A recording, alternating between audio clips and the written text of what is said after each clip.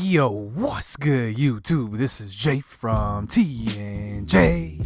And make sure you hit that like button because we have 2 games left in this season. And we are coming off of a bye here after the win versus Texas State. But I do have a question for you guys.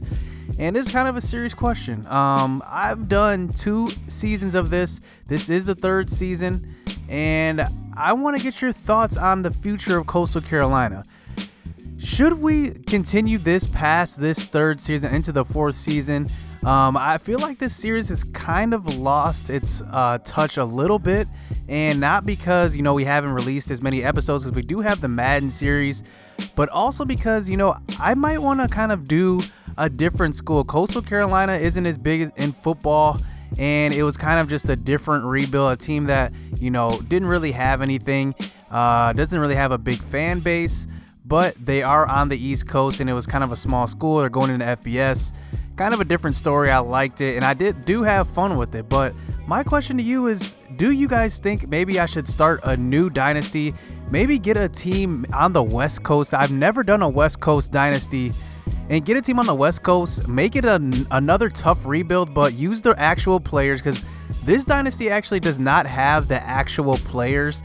We do have I guess a mix of old players and new players. Like Lamar Jackson is still in this dynasty right now, but it basically wasn't up to date when I first started this dynasty, but now the rosters are up to date, so I can get 2018 2019 rosters and I'll have the full rosters in actual life to match. But I just want to get your guys' thoughts. I mean, should I start with another school? I would preferably want to start with the West Coast team. I don't know what team, but I kind of want a new challenge. I want a new challenge, and this isn't, unlikely for this to happen, because a lot of coaches, say, for example, go to schools and they leave after a few years. I mean, that's just the nature of the business. But I feel like doing another dynasty with another East Coast team, and preferably with a team that's already in the game, not a team builder.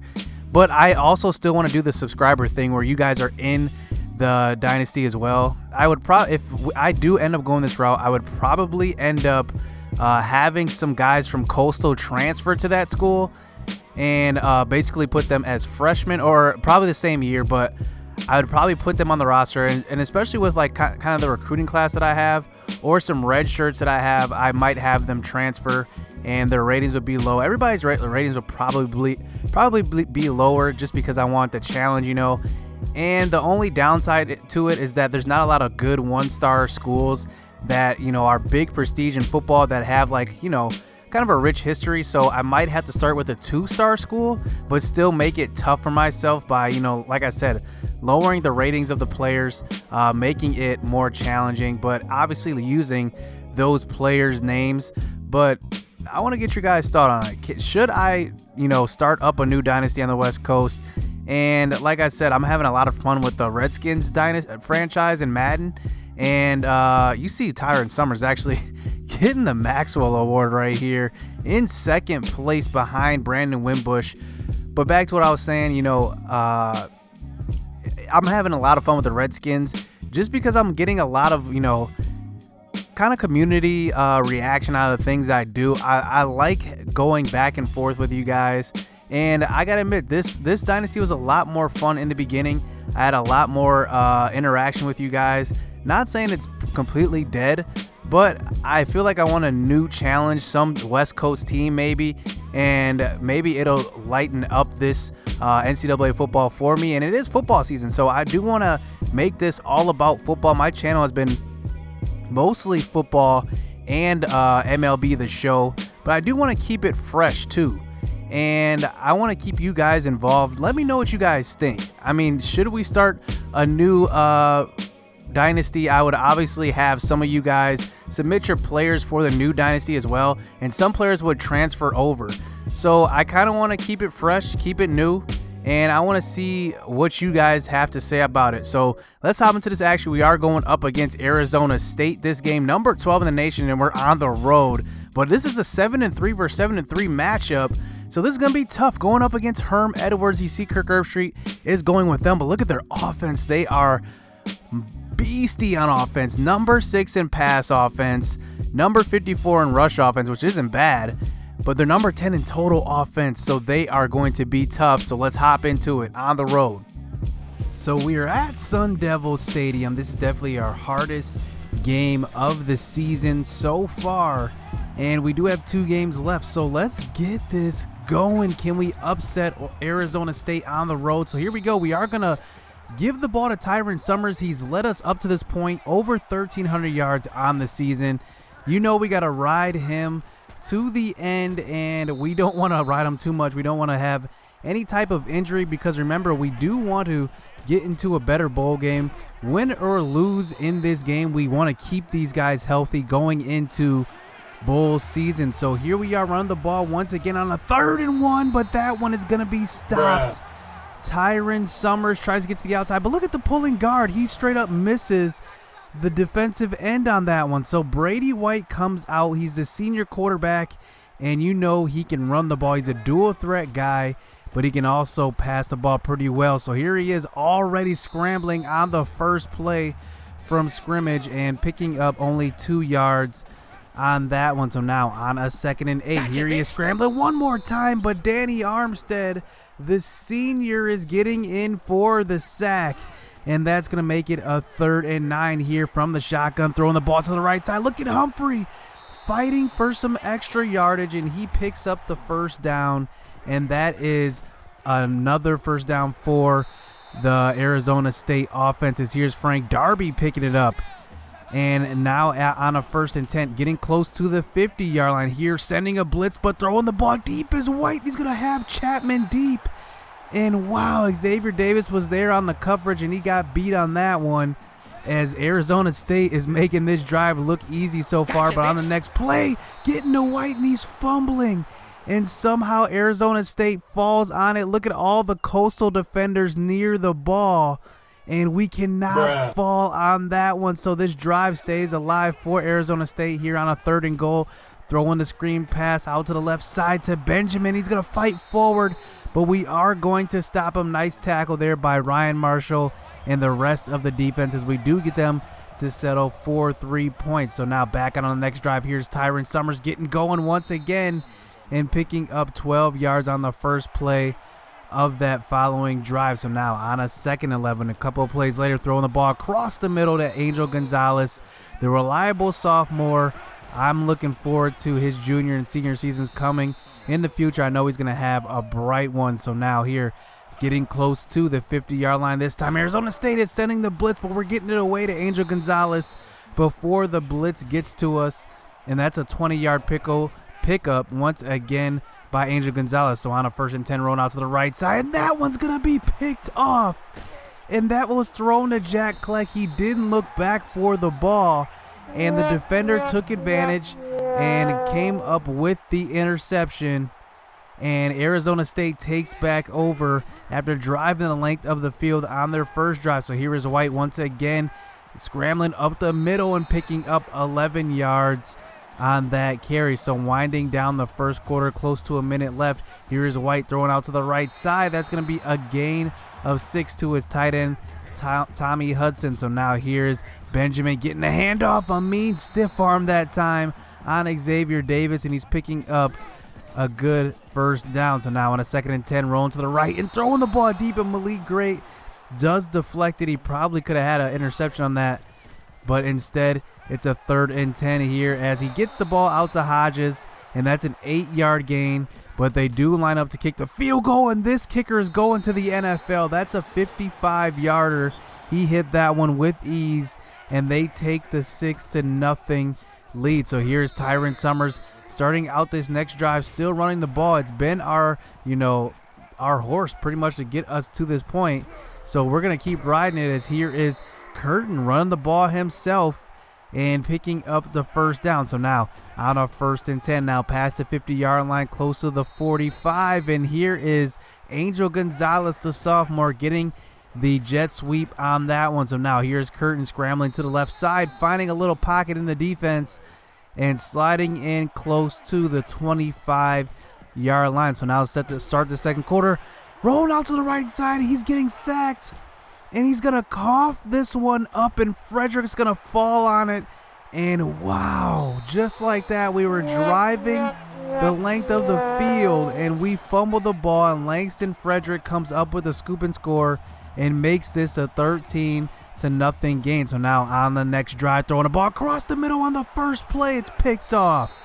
So wow, back-to-back turnovers by Keshawn Curtin. That one was actually a really bad throw. That was actually to the outside receiver, but you see it was so overthrown that it looked like it was to the middle receiver, and Arizona State takes over once again in great field position. So now inside the 10-yard line, here is White from the shotgun, faking the handoff, and he's trying to run the ball in, but he does get stopped at the 2. So now on a 3rd and goal, can we hold him to another field goal? Throwing the ball out to the right side, and that one's going to be Newsome, but he's going to get tackled by Cedric Granger, and we are going to get them to settle for a field goal. So we're still only down by 2 scores despite the turnovers in this game. So now here's Tyron Summers getting a 9-yard carry on that. Here he is once again getting another carry and picking up another 10 yards on that carry. So now on a 1st and 10, 4 minutes left here in this second quarter, throwing a screen pass to Tyron Summers, and he's picking up a big gain on that one of 24, and we are past the 50-yard line. Hopefully this time it can turn into points. So now on a 2nd and 7 here, 3.5 minutes, Jimbo Brown in the game, and he picks up 8. So this running game is carrying us up to this point as Curtin rolls out to the right side, and he's going to run it himself and pick up a 1st down, a gain of 9, as now we are set up inside the 20-yard line in field goal range. So now on a 3rd and 10, throwing the ball across the middle, and it's the senior Sam Forbes coming up with the catch and the touchdown as he makes it a 6-16 lead as we do line up to go for the 2-point conversion, handing it off. But look at our center just getting pushed back on that one by the defensive lineman. And wow, they came up with the stop there on the 2-point conversion. So now they do have 2 minutes left in this half. And look at this, another fumble. And their lineman falls on it once again. So 2 fumbles already by White as he gives the ball off to Benjamin on this one. But that's going to be a loss of 4. Another good tackle by Ryan Marshall. And we do force the punt. So we do have a minute left to drive the length of this field, but that's not going to be a good start as Keshawn Curtin takes the sack, and this defensive line is just dominating our offensive line up to this point. So now on a 3rd and 17, throwing the ball across the middle, and that's almost another interception. That was severely underthrown, and we do have to punt this ball away here as they have 3 timeouts and another fumble. And look at this, another recovery by Arizona State. So 3 fumbles in this first half by White, and all 3 recovered by Arizona State. And they're not just recovered by Arizona State. All 3 of those fumbles, we had guys surrounding them. And you know what happens with that Heisman cheese. Curtis Hodges gets open once you give him another chance, and they capitalize on it, and they score a touchdown before half, making it 23-6 as, man, those turnovers are ruining us. So now we start the second half here. Here's White giving the ball off to Benjamin to the left side, and that's going to be a nice tackle that time by Malik Great on that. So now on a 3rd and 8, here is White throwing the ball deep to the right side, and that one's going to be broken up by Malik Great.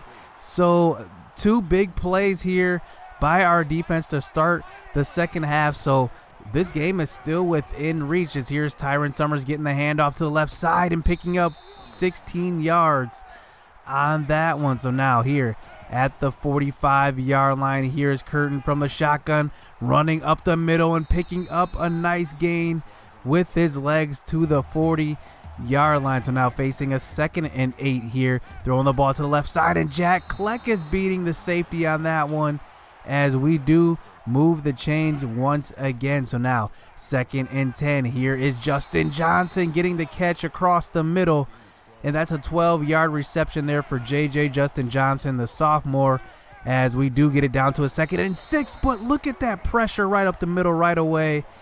It was in a blink of an eye that pressure was in there, and that does force us to a 3rd and 11 and another fumble on the sack.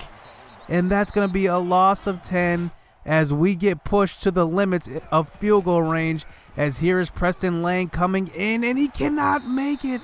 That's just off of the crossbar. Look at how close that is. And wow, so we come away with nothing on that drive. So now here towards the middle of the third quarter, here is White, this time learning his lessons, sliding down this time and picking up a good 15 yards on that scramble. So now close to the 50-yard line, White throwing across the middle, finding his tight end Hodges and picking up another first down. We cannot stop these guys, as here on a 1st and 5 close to the 35-yard line. Here is White rolling out to the right side one more time and breaking a tackle. And I mean, he's got to be careful.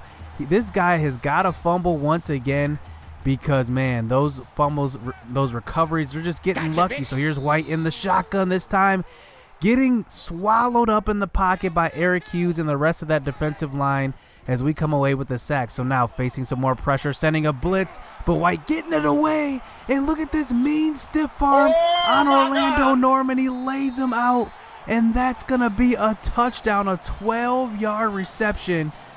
Wow, take another look, just straight lays Norman out, jumps over him, and gets in for the touchdown. I cannot believe the domination right now by this Arizona State offense, as they are just bullying our defense up and down the field. So now back out on offense, here is Justin Johnson getting the reception. That was actually a nice timely throw by Keshawn Curtin. Those are the type of throws I like to see. So now on a 1st and 10 close to the 50-yard line, they're sending a blitz but getting it away to Mike Harrison, the freshman, and he's picking up a nice gain close to the 15-yard line, as now we are facing a 1st and 10, dumping it off to Brett Mason, the fullback, and he takes a big hit, but he's holding on to that one, moving the ball up to about the 10-yard line, and on a 1st and goal, giving it to Jimbo Brown, and that's a nice 9-yard gain on that one. So facing a 1st and goal, here's Curtin